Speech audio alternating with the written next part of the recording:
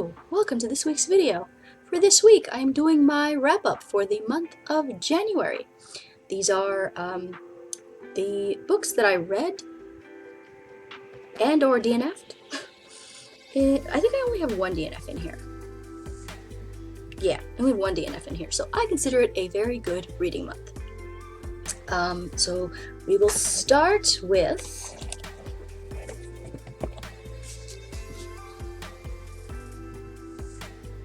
I loved it. I loved it. Anne of the Island by Lucy Maud Montgomery, book 3 in the Anne of Green Gables series. Yep, this is book 3, and I absolutely loved it. I finished this one. I'm trying to remember. Oh, this was I believe it was Anne at school. Yeah, it was Anne and Gilbert and them. They were at Redmond High School? College? Redmond College? And sort of their time there. And Anne pretty much fighting her feelings for Gilbert. And there was this guy, Roy Gardner, who entered the picture and decided that she was going to date him because she didn't trust, I think, that Gilbert really liked her, and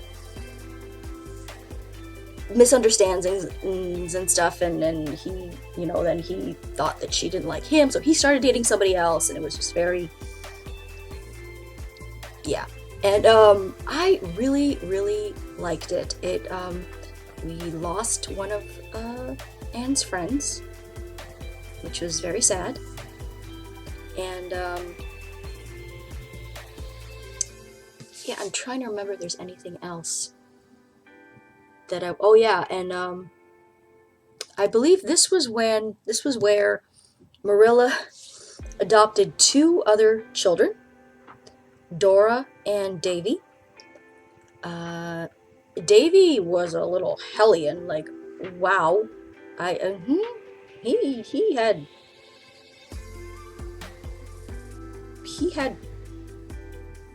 see, I thought that he was like the worst. But then we get to this one, and no, Davy and Dora were like angels compared to the 2 kids in this one. So really loved it, and finally, by the end of it, and we're spoilery here, okay? Maybe I'll do like one of the like timestamp things, like if you don't want to know, then I'll put like skip to like this part. Finally, Anne gets out of her own way, and it takes when Gilbert gets sick for Anne to realize that she does love him and doesn't want to live without him, and is like not going to fight her feelings anymore. And she finally, when he proposes to her, because the first time he proposes, she turns him down. And I always sort of wondered, like I guess I kind of understand why, but I don't. Because she's had feelings for him, and they're growing and growing. But then when he proposes to her, she turns him down. And I think it's because Anne has these like big sort of dreams for herself. And she, wants to like accomplish all these things, and she thinks that if she marries Gilbert, that maybe, and she marries like anyone, that she won't really like be able to accomplish those things. But then like Gilbert gets sick, and she realizes that she doesn't want to lose him, and that sort of like shocks her into realizing that yes, she does want to marry him. And it's lovely. Very lovely, and I absolutely loved it. And goodbye, Roy Gardner. Goodbye. You can go now. Bye-bye. Shoo fly. So, loved it.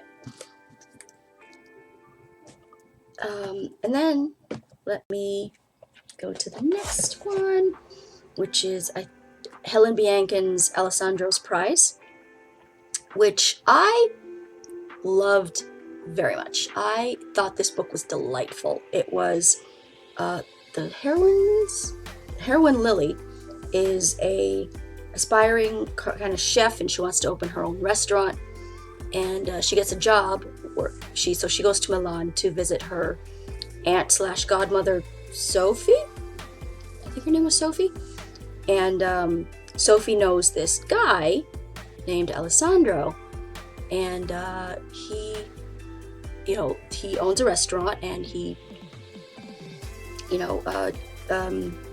offers her a job.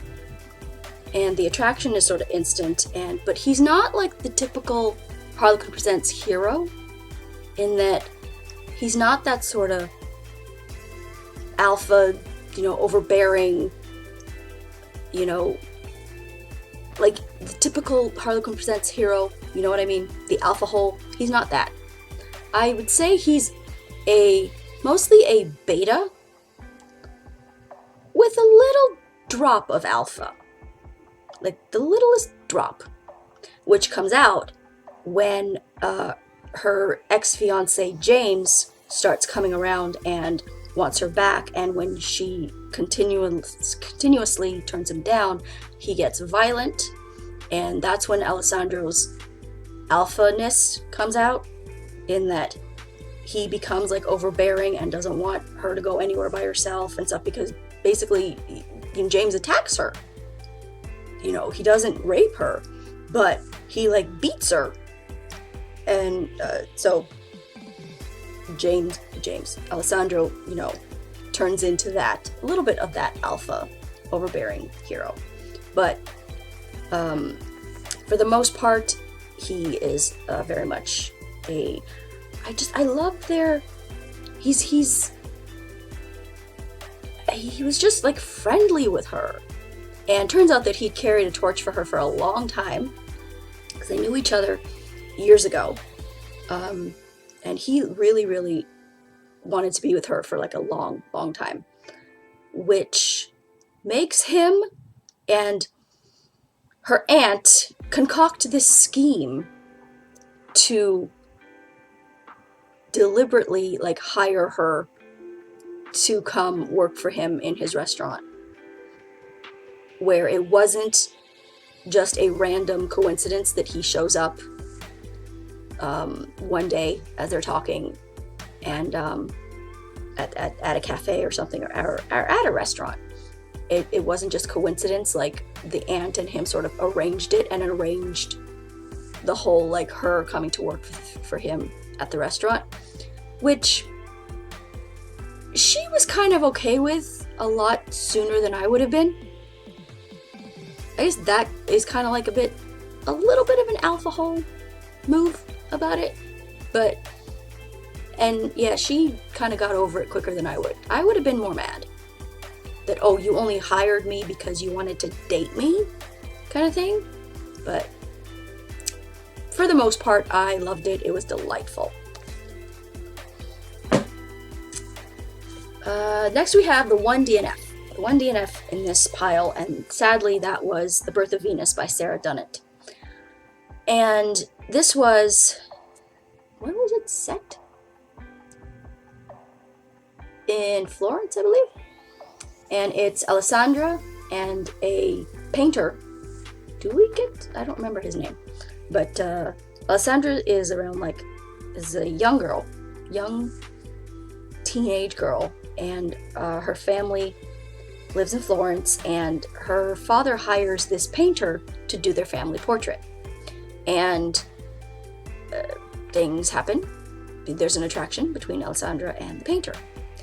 Now, I DNF'd this because it became something that it didn't go sort of the way that I expected it to or wanted it to. The writing was beautiful. Sarah Dunnett, she is a beautiful writer. But I wanted it to be, they get attracted to each other, and they carry on this like clandestine forbidden romance kind of thing. And that's not necessarily what happens. The romance between them is a very small part of this story. Like, very small. Maybe, I think, granted, once something happens, I ended up skimming the rest. Because, she ends up being in an arranged marriage with some guy. And, like, fine. I don't know, she didn't seem to, like, fight it like what I, sort of, like, wanted her to. Like, if she... I don't know, she just sort of, like, accepted it and, like, married him, and, like, then just out of the blue, the painter guy comes back, and I think for, like, one chapter, they sleep together. They have some time sleeping together, and then he, like, disappeared. It just didn't work for me. No, I wanted more. I wanted more of the focus to be sort of on the romance between these two, which is sort of, yeah, it's not what the back blurb says. Like, that he has this, like, erotic pull over her, and that, like, yeah, for, like, a chapter. And then that's sort of it. And then, like, she gets pregnant, and the husband dies, and then I don't know why, again, I was skimming towards the end, but I don't know why, but she has to give the baby away and goes to hide out in a convent.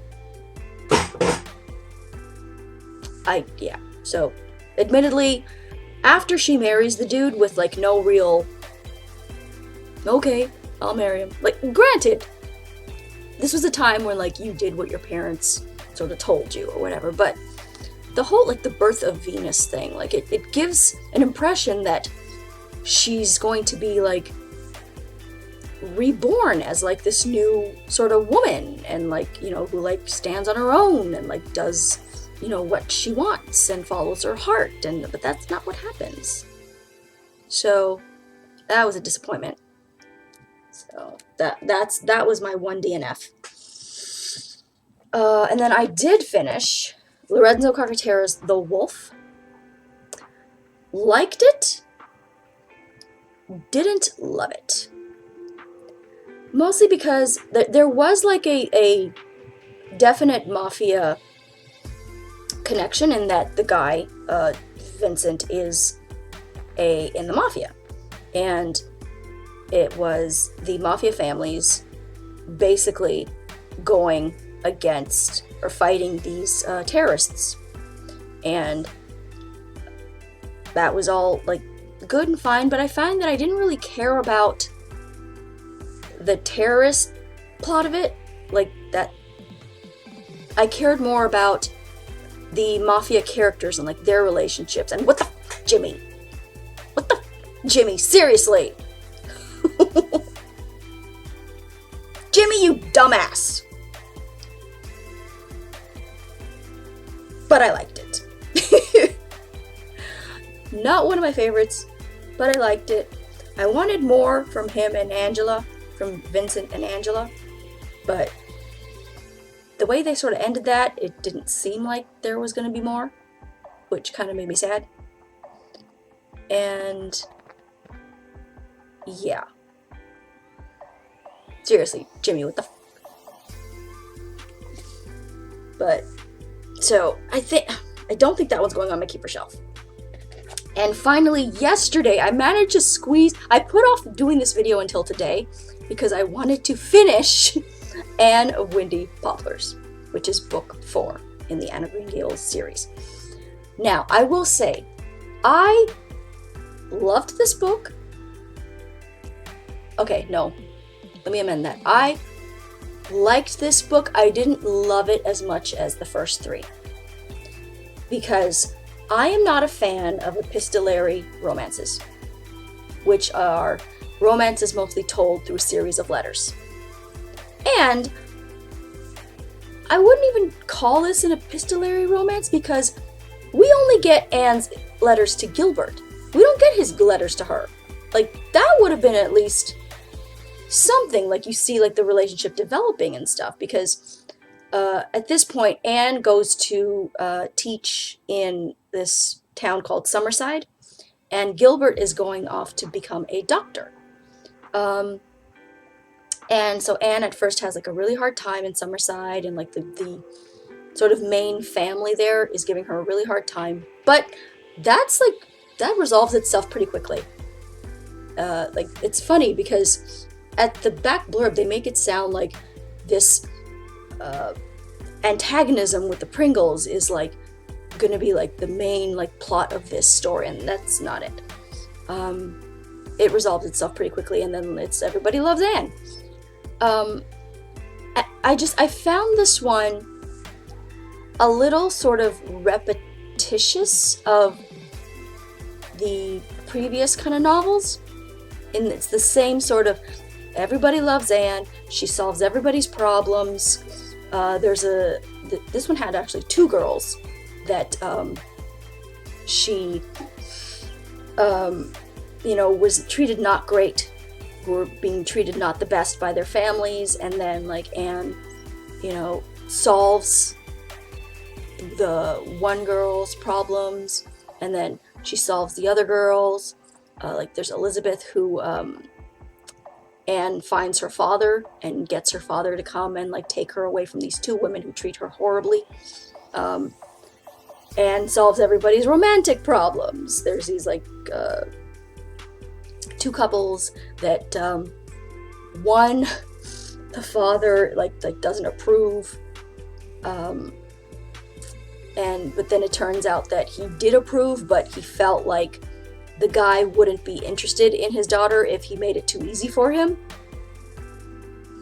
Then there was that really crazy funny dinner with this Taylor family.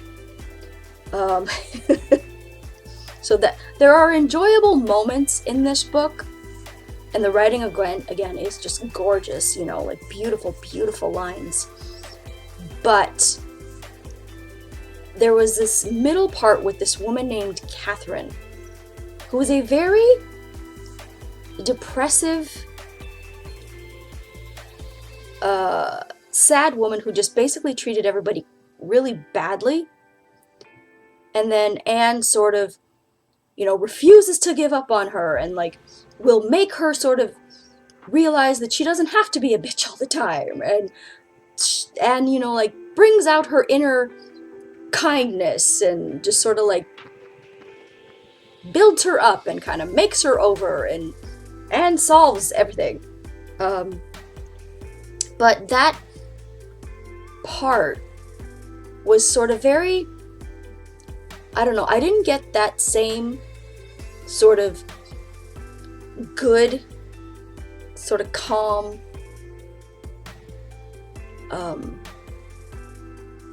hit of sort of serotonin in this book that I usually get that I've gotten with the first three books. This one felt, I don't know, like sadder, and like maybe it's because I was reading a bit about like Lucy Maud Montgomery's life, and there was a time when like she was like depressed, and like I think World War II was on the horizon, and just things were like not great, and she'd lost some babies, or she lost a son or something like that. So I'm wondering if like maybe that sort of affected this story, because there was just moments where it just seemed like the writing wasn't as uplifting and lively as the first three books. So I still liked it, but I didn't love it as much as the first three. So that is what I read in January. I'm still counting this, even though today is February the 3rd. But I'm still counting this in my January wrap-up because I was waiting to finish it before I could do the wrap-up. I wanted to squeeze it in there because I didn't want to carry over, like, just because I had like that much left to carry it over and wait until March to review it. So that is what I read in the month of January. So I would call that a very good reading month, with just one DNF, just The Birth of Venus. So what am I reading right now? Firstly, I'm still getting through the poetry of Pablo Neruda, and I'm getting through that slowly. I'm reading usually like one poem sort of a day, and making my way through that, and his so beautiful. And the book that I am reading sort of at work during breaks and stuff is Clara's War by Clara Kramer, and it is the memoir of a child who lived through Nazi occupation in Poland. So that it's hard to say enjoying considering the subject matter, but I'm very much sort of like immersed in the story and enjoying the reading experience of the story. And so I finished Anne of Windy Poplars, and so my next classic is going to be, I'm going to try, and hopefully I have better luck with this one than I did with Pride and Prejudice, which unfortunately did not work for me. So, Persuasion by Jane Austen. That is the one that we will be reading next. And I don't know, maybe I'll have like better luck with it because it's a second chance romance. I guess I can read the back blurb for you. At the opening of Persuasion, Jane Austen's last completed novel and her most optimistic and romantic work, Anne Elliot is living a quiet life at home with her family. Since she rejected the marriage proposal of Captain Wentworth, a penniless naval officer 8 years before, Anne has resigned herself to a life spent tending to the imagined needs of her spoiled sisters and vain father. Austen's brilliant, utterly conceited creation, Sir Walter Elliot. But when Captain Wentworth, having made his fortune at sea, reappears in their midst, Anne must ask herself whether she made the right decision or allowed herself to be persuaded in the wrong direction. The story of how these lovers find one another anew gives full scope to Austen's mature artistic powers, blending sharp wit and warm sympathy, stylistic brilliance, and matchless insight. So, maybe I'll have better luck with this one, because Pride and Prejudice did not work for me. I really hope that I like Anne a hell of a lot more than I liked Elizabeth Bennet, because just no. Elizabeth Bennet was just no. So, wish me luck, because I want to like Jane Austen, I do, but I just her I don't like and it's the same author, so maybe it'll have the same writing style, which did not work for me very much in Jane Austen, because it took her like a week to get out a sentence and like make her point in the sentence. She went on these rambles and so wish me luck. So that is going to be it for this week's video. Have you read any of these books? I would love to know what you think. And if you disagree with any of my thoughts on these books, just tell me why you liked them. Don't tell me that I am wrong for not liking them. Okay. Follow me on Twitter at twitter.com/authorejamie. Like my Facebook page at facebook.com/authorejamie. And I will talk to you guys next time. Bye!